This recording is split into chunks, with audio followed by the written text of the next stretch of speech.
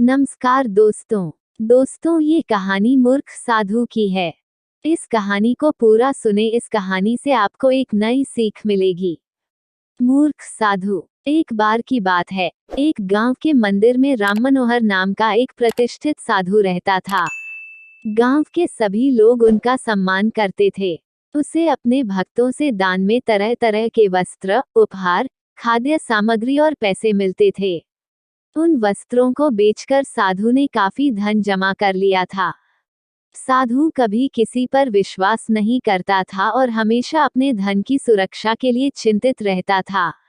वह अपने धन को एक पोटली में रखता था और उसे हमेशा अपने साथ लेकर ही चलता था।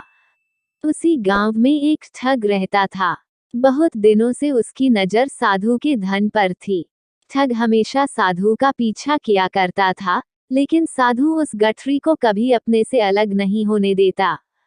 आखिरकार उस ठग ने एक छात्र का वेश धारण किया और उस साधु के पास गया। उसने साधु से मिन्नती की कि वह उसे अपना शिष्य बना ले, क्योंकि वह ज्ञान प्राप्त करना चाहता है। साधु तैयार हो गया और इस तरह से वह ठग साधु के साथ ही मंदिर में रहने लगा। ठग मंदिर की साफ सफाई से लेकर अन्य सभी कार्य भी करता था और ठग ने साधु की खूब सेवा की और जल्दी ही उसका विश्वास पात्र बन गया। एक दिन साधु को पास के गांव में एक अनुष्ठान के लिए आमंत्रित किया गया।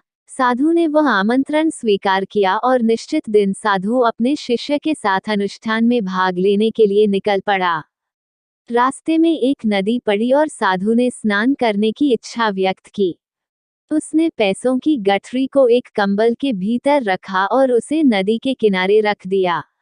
उसने ठग से सामान की रखवाली करने को कहा और खुद नहाने चला गया।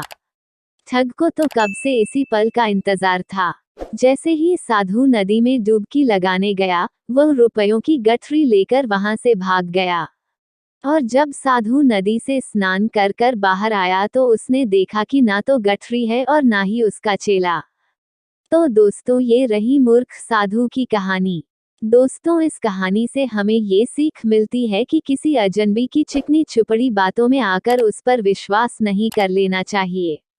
तो दोस्तों, ये कहानी आपको कैसी लगी हमें नीचे कमेंट बॉक्स में जरूर बताएं। अगर आप हमारे चैनल में नए हैं तो हमारे चैनल को सब्सक्राइब करें और बेल आइकन ऑन कर ले। धन्यवाद।